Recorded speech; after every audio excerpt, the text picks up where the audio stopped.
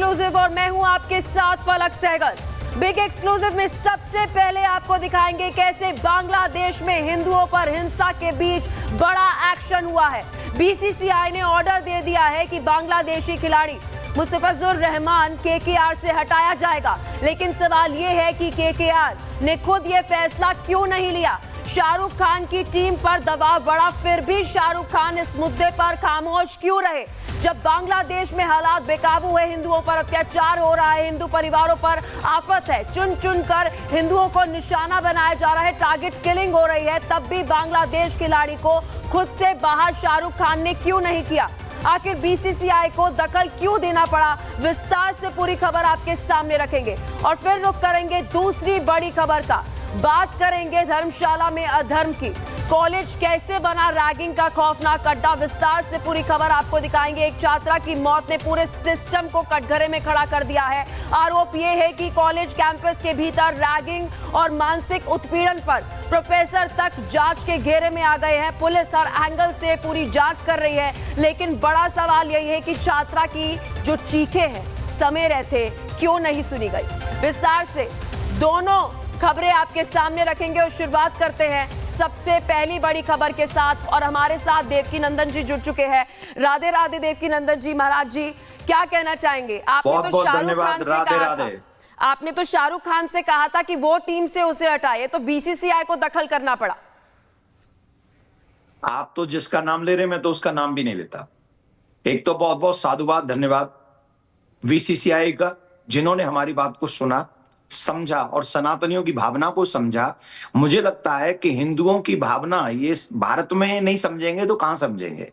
भारत बहुसंख्यक हिंदू देश है, जिस देश में हिंदू बसते हैं और बांग्लादेश में हमारे भाई बसते हैं, हमारा परिवार बसता है।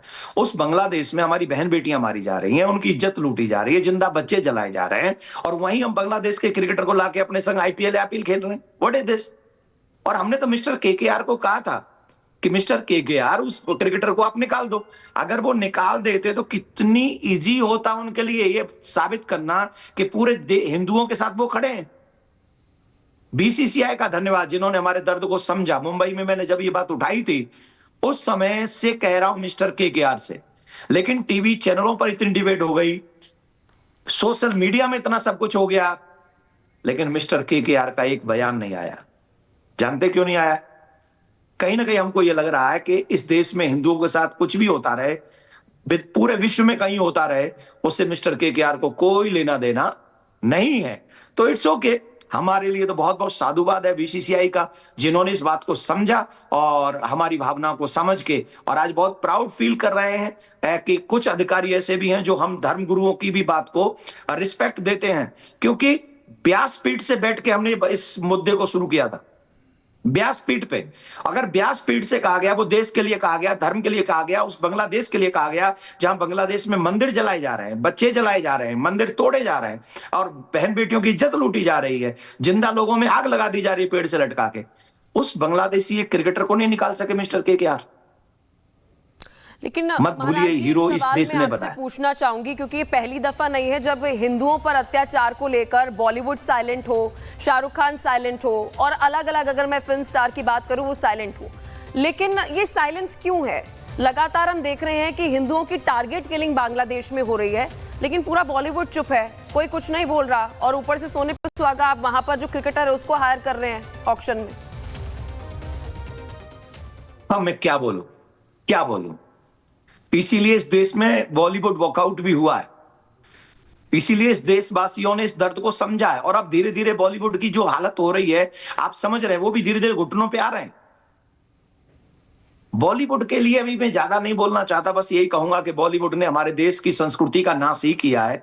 बॉलीवुड ने हमारे देश की संस्कृति में कोई चार चांद तो लगाए नहीं, शुरू से ही रहा है, तो वो बोल भी नहीं सकते। जिन्हें निज स्वार्थ है, जिन्हें व्यूअर्स चाहिए पूरी दुनिया में, वो काहे को बोलेंगे हिंदुओं के मरने पर।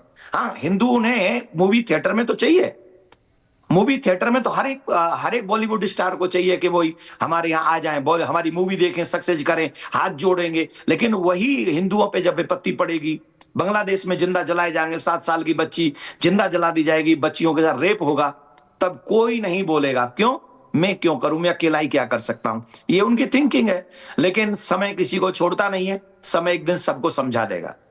80 करोड़ सनातनियों से क्या आप कहना चाहेंगे जो बांग्लादेश में अभी हो रहा है? पहली बात तो सबके सब बहुत आक्रोशित हैं क्योंकि हिंदुओं के साथ जिस तरीके से टारगेट किलिंग बांग्लादेश में हो रही है उसको लेकर आप क्या कहना चाहेंगे इस वक्त? क्योंकि संत समाज जो है वो कह रहा है कि अब बांग्लादेश का बाइकआउट जो है वो हिंदुओं को खुद करना चाहिए, सनातनियों को करना चाहिए।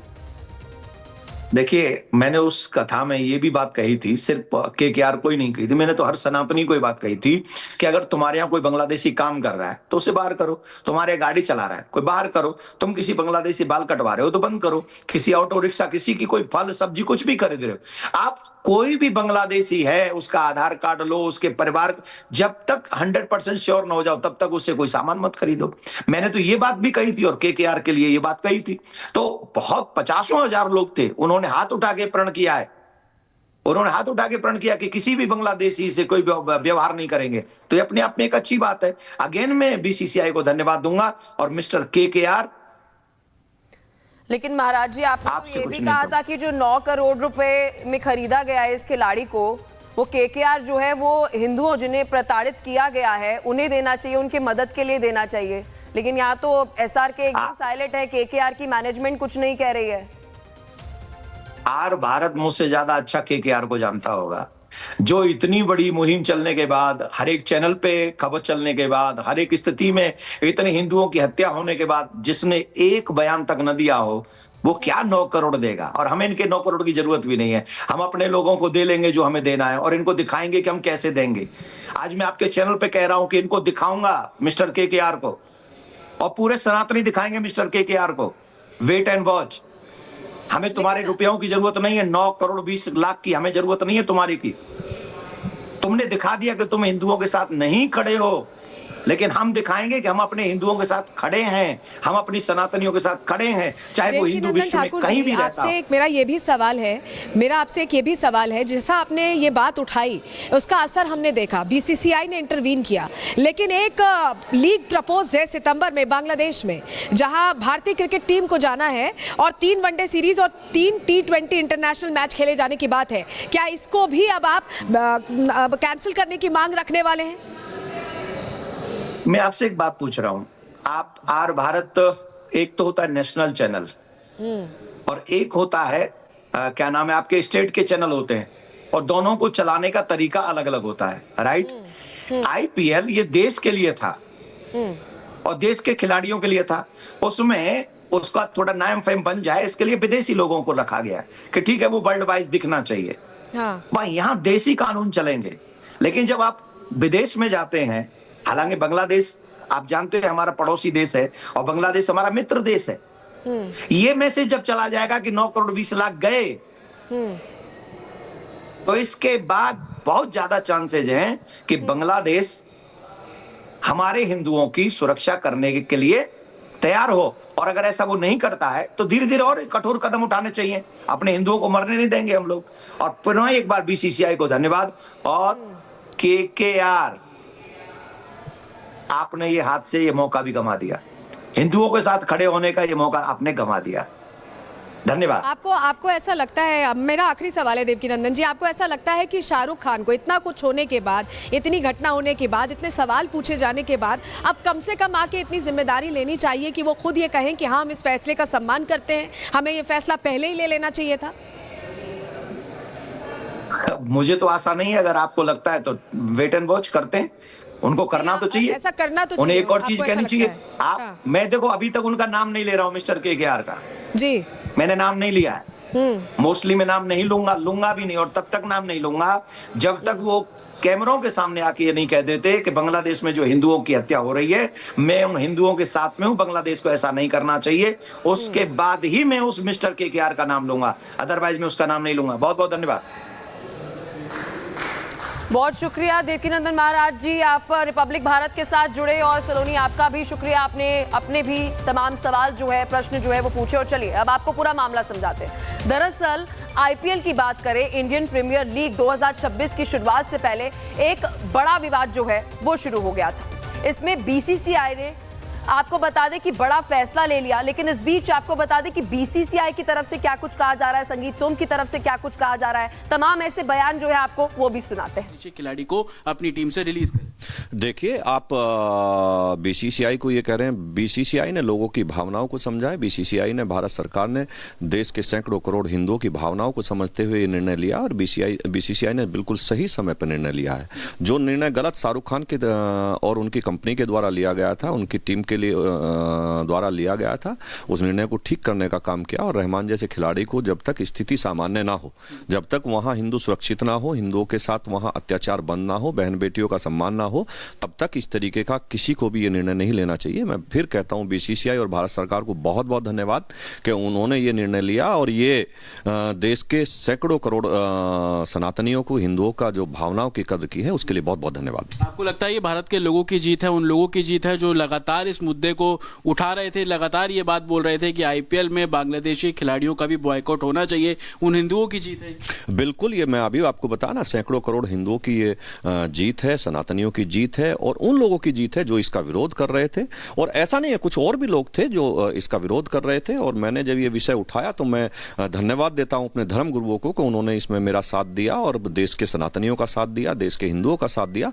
वो सब धन्यवाद के पात्र हैं कि जिन लोगों ने ये आवाज उठाई। आप लगातार सोशल मीडिया हो या मीडिया चैनल से बात कर रहे थे, क्या ऑफिशियली आपकी कोई बातचीत हुई बीसीसीआई से या किसी अथॉरिटी से? आपने वहां पर भी अपनी आवाज रेज की थी? देखिए, हम लोग जब जनप्रतिनिधि हैं, हम लोग जनता के सेवक हैं, अगर कोई बात करते हैं तो केवल मीडिया के थ्रू ही नहीं करते, हम आगे भी बात करते हैं। और हम लोगों ने बात की और उस बात को का सम्मान रखा गया और सभी लोग बात कर रहे थे हमारे साथ साथ। मैं फिर कह रहा हूं, अगर मैं कोई बात कह रहा हूं तो समझिए देश के सैकड़ों करोड़ हिंदुओं की भावनाओं की बात कह रहा हूं और वो भावना समझी गई है। आपको लगता है कि अब शाहरुख खान को भी सामने आना चाहिए एटलीस्ट, क्योंकि वो टीम के मालिक हैं, उन्होंने 9.2 करोड़ रुपए उस प्लेयर को बिड किया, उतनी कीमत उस प्लेयर की लगाई, सामने आना चाहिए, उनकी तरफ से भी कोई स्टेटमेंट होना चाहिए? बिल्कुल, शाहरुख खान को आके देश से माफी मांगनी चाहिए और कहना चाहिए कि मुझे माफ करें, मुझसे जो गलती हुई थी उसमें सुधार हुआ है, मुझे माफी मिलनी चाहिए। आपको लगता है ये पहला ऐसा इंसिडेंट नहीं है? इससे पहले भी शाहरुख खान से जुड़े कई इंसिडेंट सामने आए जो कि लोगों को पसंद नहीं आए। अगर हम कहें, कभी वो असुरक्षा का भाव देते हैं, कभी मूवी प्रमोट करने के लिए माय नेम इज खान, आपको याद होगा वो कंट्रोवर्सी हुई थी। इसी तरीके के पैटर्न का इस्तेमाल शाहरुख खान करते हैं, आपको ऐसा लगता है? देखिए, वो मैं फिर कह रहा हूं ना, उन्हें भारत के सभी लोगों से, भारतवासियों से माफी मांगनी चाहिए, हाथ जोड़ के माफी मांगनी चाहिए, देश के सैकड़ों करोड़ सनातनियों से माफी मांगनी चाहिए, दुनिया के हजारों करोड़ सनातनियों से माफी मांगनी चाहिए, हाथ जोड़ के उन्हें माफी मांगनी चाहिए कि मुझसे जो गलती हुई थी मैं उसमें सुधार कर रहा हूं। आपको लगता है कि जो पाकिस्तान प्लेयर्स को हम लोग बॉयकॉट करते हैं क्योंकि पाकिस्तान में जो कुछ हो रहा है और पाकिस्तान के साथ जो हमारे रिश्ते हैं, उसी तर्ज पर अब हमें बांग्लादेश को भी ट्रीट करना चाहिए, उनके भी प्लेयर्स का, क्योंकि बॉयकॉट का तो सिलसिला आप शुरुआत से ही बोल रहे हैं? देखिए, मैं फिर कह रहा हूं, जहां भी दुनिया में हिंदू के साथ अत्याचार होगा, वो कोई भी देश हो, बांग्लादेश छोटा सा देश है और हमारा ही बनाया हुआ, भारत का बनाया हुआ देश है। बांग्लादेश अपना बना हुआ नहीं है, भारत का बनाया हुआ बांग्लादेश है। और बांग्लादेश को ये समझना चाहिए, बांग्लादेश के लोगों को ये समझना चाहिए कि भारत के साथ ही रह के वो सुरक्षित रहेंगे, नहीं तो चाइना और पाकिस्तान वहाँ निगाह गड़ाए बैठे हैं, आप भी जानते हैं, और वो हमेशा से भारत के साथ रहे हैं। मैं फिर उन्हें कहता हूँ कि भारत की भावनाओं को समझते हुए वहाँ हिंदुओं पर अत्याचार बंद होना चाहिए। और फिर कह रहा हूँ, शाहरुख खान को आके पब्लिक से माफी मांगनी चाहिए, पब्लिक प्लेटफॉर्म पर आके माफी मांगनी चाहिए कि मुझे माफ किया जाए। अभी भी असुरक्षा का भाव है क्योंकि लगातार जो तस्वीरें बांग्लादेश से आ रही हैं, अभी 2 दिन पहले एक और हिंदू को टारगेट करके वहां पे उसकी हत्या जो है वो की गई है। आपको लगता है कि इसमें सुधार होना चाहिए क्योंकि माइनॉरिटी जो कि हिंदुस्तान में मुस्लिम है वो सुरक्षित है, लेकिन बांग्लादेश में जहां हिंदू माइनॉरिटी है वहां पर वो असुरक्षा का फील और वो तस्वीरें हम लगातार देख रहे हैं। देखिए, भारत में अगर मुसलमान सुरक्षित है तो उसका कारण ये है कि यहाँ मेजोरिटी में हिंदू है, और दुनिया में हिंदू कहीं भी हो, वो कभी भी किसी के साथ अत्याचार नहीं करता, वो आतंकी नहीं होता, वो अत्याचार नहीं करता। इसलिए भारत का मुसलमान दुनिया में सबसे ज्यादा सुरक्षित। तो देखिए, संगीत सोम को आप सुन रहे थे, उन्होंने क्या कुछ कहा वो आपको सुना रहे थे, लेकिन इस बीच मौलाना साजिद रशीदी का भी बयान सामने है इस पूरे मामले को लेकर। सुनिए आपकी। नहीं, देखिए, ये सरकार ने जो फैसला लिया है, अगर ये सरकार फैसला पहले ले लेती, दंगे का तो उनको पता था, बांग्लादेश में क्या हो रहा है ये भी पता था। सवाल ये है कि जिस वक्त खरीदारी हुई उससे पहले ये फैसला लेना था। ये सरकार ने कहीं ना कहीं देश में एक नैरेटिव सेट करके हिंदू मुसलमान का इस तरह से फैसला बाद में लिया है। सरकार की चूक है, सरकार को मानना चाहिए, इसमें शाहरुख खान की कोई गलती नहीं है। जब बीसीसीआई की तरफ से उसको ये अनुमति थी कि वो खरीदे तो उसने खरीद लिया। अब बीसीसीआई ने बैन कर दिया तो मैं समझता हूं कि शाहरुख खान के ऊपर फर्क भी कुछ नहीं पड़ेगा। तो देखिए, मौलाना साजिद रशीदी को आप सुन रहे थे, उन्होंने कहा कि इसमें तो शाहरुख की कोई गलती नहीं है, बीसीसीआई जो है उसे पहले ही फैसला ले लेना चाहिए था।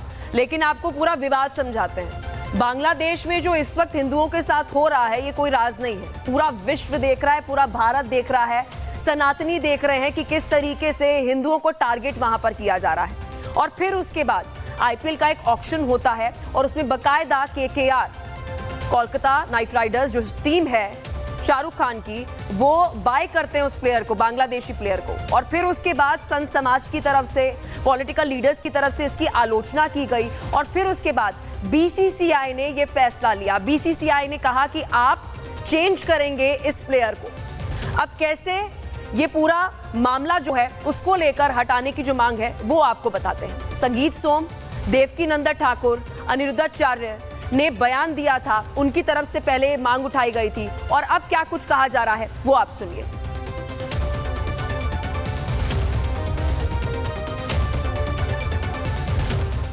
बांग्लादेश में हिंदुओं के साथ अत्याचार हो रहा हो, उनका कत्लेआम हो रहा हो, बहन बेटी के साथ दुराचार हो रहा हो, भारत को गाली दी जा रही हो, भारत के प्रधानमंत्री को गाली दी जा रही हो, तो क्या ऐसे समय में हम वहाँ के खिलाड़ी को खरीदें, रहमान जैसे खिलाड़ी को वहाँ के खरीदें?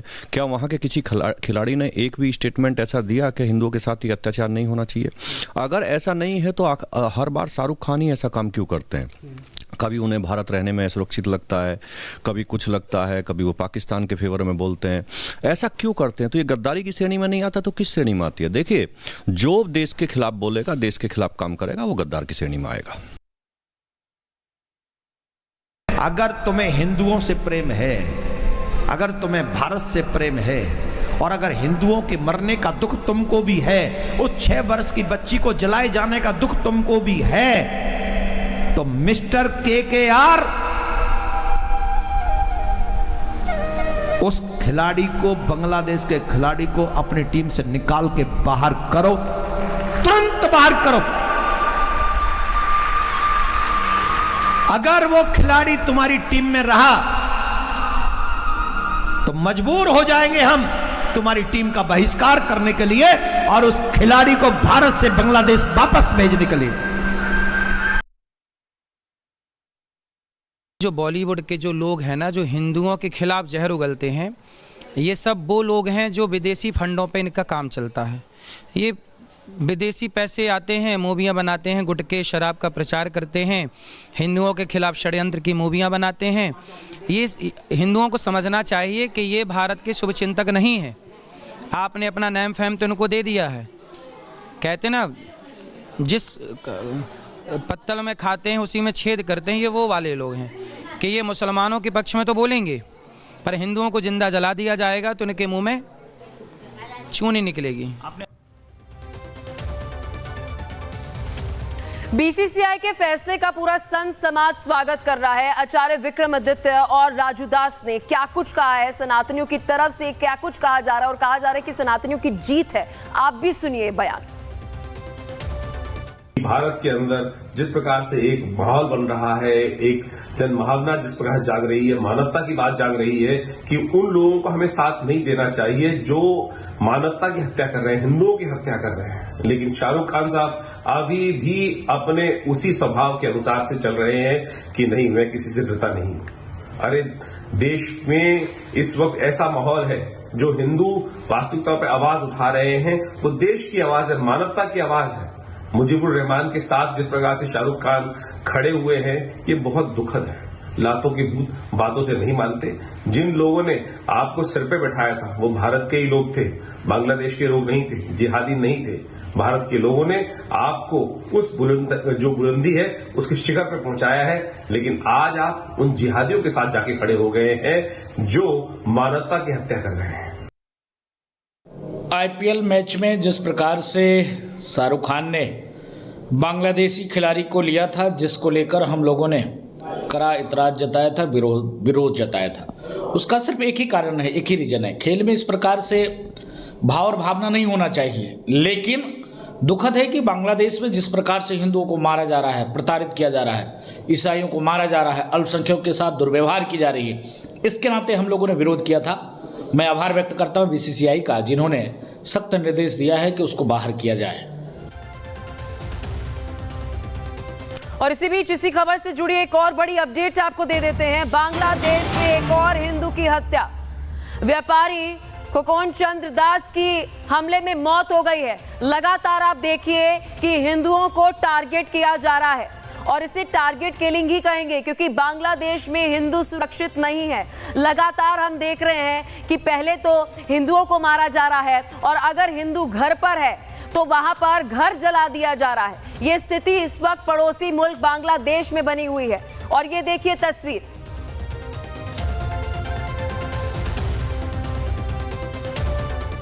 और चलिए बिग एक्सक्लूसिव में वक्त तो चला है दूसरी बड़ी खबर का। धर्मशाला रैगिंग मामले से जुड़ी बड़ी अपडेट आपको दे दे। केस में परिवार ने न्याय की मांग की है, रैगिंग करने वालों पर कार्रवाई हो, ये बात जो है परिवार वाले कह रहे हैं। प्रताड़ित करने में कॉलेज के टीचर्स भी शामिल है और कॉलेज के अंदर के माहौल निष्पक्ष जांच हो, ये बड़ी बात आपको बता रहे, क्योंकि अब तक आपको बता दें कि 4 महिलाओं की भी इस पूरे मामले में इन्वॉल्वमेंट बताई जा रही है और अभी जो जांच है वो वहां पर प्रशासन कर रहा है।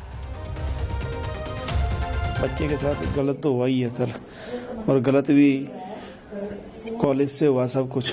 ठीक है जी, इनके प्रोफेसरों ने किया है, प्रोफेसर अशोक ने किया हुआ है और आपने वो वीडियो देखी होगी सारा कुछ, जो बच्चा खुद अपने मुंह से बोल रहा है। बच्चा इतना तक बोल रहा है कि पापा पूछा उसको कि बाहर आपने पापा को भेज दे बाहर, तो बोला नहीं पापा को रहने दो। वो कितनी दर्द में होगी और कैसे सहन करके उसने बोला होगा बच्चे ने कि पापा को बाहर नहीं भेजना, पापा को इधर। वो कुछ बताना चाह रही कि पापा आप भी सुनो कि मैं अपनी लड़ाई, बच्चा देखो कैसे लड़ रहा है। और उनको शर्म आनी चाहिए कॉलेज वालों को, हम बच्चों को पढ़ाने के लिए भेजते हैं वहां पर, और ये सर ऐसे करेंगे इनका तो भाबरा खुलेगा। कल को और बच्चे भी जाएंगे, उन बच्चों का क्या बनेगा। ये तो सर आपको भी पता है कि रैगिंग ही है ना। और दूसरी बात, ये बच्चे के साथ इतना कुछ हो तो सब अपने मुंह से बोल रही है सर, इससे बड़ी बात क्या है। और ये जो सर है, अब मेरा तो बच्चा चल गया ना, मेरा बच्चा चल गया, आज मेरे बच्चे के साथ वो कल किसी और बच्चे के साथ लो। तो वही इस पूरे मामले को लेकर धर्मशाला पुलिस ने कहा है कि निष्पक्ष जांच की जाएगी। पुलिस का क्या कुछ कहना है, चलिए आपको वो भी सुनाते हैं। जो डिसीज्ड है वो धर्मशाला से बिलोंग करते हैं, सिद्धबाड़ी के एरिया से बिलोंग करते हैं। और जो अभी तक इन्वेस्टिगेशन, क्योंकि बहुत ही प्रिलिमिनरी स्टेज पर भी इन्वेस्टिगेशन है, तो जो भी फैक्ट्स इसमें निकल के आए थे, जो सेक्सुअल हरासमेंट अगेंस्ट दी एक फैकल्टी मेंबर है वो, और जो कलीग्स जिनके अगेंस्ट में रैगिंग का जो मैटर आया है, वो अंडर एक्टिव कंसिडरेशन है। इस समय वेरिफिकेशन उसकी चल रही है। और जैसे कि जो 20 तारीख वाला जो मैटर हमें रिपोर्ट हुआ था, वो सीएम हेल्पलाइन से रिपोर्ट हुआ था, हमने उसकी भी जब छानबीन करी तो उसमें जो सेक्सुअल हरासमेंट जैसा जो इंसिडेंट था उसमें उस समय वो नहीं इंक्लूडेड था। तो अभी ये मैटर ऑफ वेरिफिकेशन है कि 20 तारीख की जो कंप्लेंट की जो इंक्वायरी हुई है और जो अभी एफआईआर रजिस्टर हुई है, उसमें क्या फैक्ट्स निकल के आते हैं आगे, जैसे भी फैक्ट्स निकल के आएंगे लीगली उनका संज्ञान लिया जाएगा और उस पर तुरंत कार्रवाई करते हुए हम कड़ा संज्ञान लेंगे। दरअसल हिमाचल प्रदेश के धर्मशाला में पढ़ाई कर रही एक छात्रा की रैगिंग और शोषण की प्रताड़ना की खबर जो है वो सामने आई, जिसकी वजह से उसकी मौत हो गई। रैगिंग में बता दें कि ग्रेजुएशन के छात्रा की मौत का ये पूरा मामला बताया जा रहा है। कॉलेज में रैगिंग हुई, शोषण से भी वो परेशान चल रही थी। प्रोफेसर और 3 छात्राओं पर केस दर्ज हो चुका है। परिवार ने प्रताड़ना का आरोप लगाया है। सभी आरोपियों से पुलिस अभी पूछताछ जो है वो कर रही है। अब मृत छात्रा का एक पुराना वीडियो जो है वो भी सामने आया है, जिसमें वे अत्याचार की पूरी आप बीती जो है वो बता रही है। वो भी आपको दिखाते हैं। कौन से सर का नाम क्या है? सर का नाम अशोक सर था। अशोक सर? अच्छा, क्या बोला था अशोक सर ने? अशोक सर बहुत ही बुरे सर थे। क्या कहते थे? अशोक सर लाइक, क्या बोला था अशोक सर ने? पीछे पड़ जाते थे। और क्या पीछे पड़ जाते थे? क्या बोला था तेरे को? मतलब अजीब अजीब हरकतें करते थे। क्या हरकतें करते थे, जैसे कि? मतलब मैं कैसे बताऊं आप? बता ना, बता कैसे करते थे हरकतें, बता। कैसे बताऊं? पापा को बाहर भेज दूं? पापा को नहीं, पापा को क्यों भेजना? तो फिर कैसे कैसे हरकतें करते थे, बता। अजीब सी कैसे? ऐसे मतलब टच वगैरह करते थे। कहाँ टच करते थे? यहाँ पे। वहाँ पे कहाँ? यहाँ पे। अच्छा, फिर बोलते थे कुछ आपको? क्या बोलते थे? बहुत कुछ बोलते। बता ना, क्या बोलते थे? क्या बताऊं? बता बता, क्या बोलते थे? अच्छा बच्चा है ना, बता क्या बोलते थे? उठ के बैठ के बताओ। अच्छा रुक एक मिनट।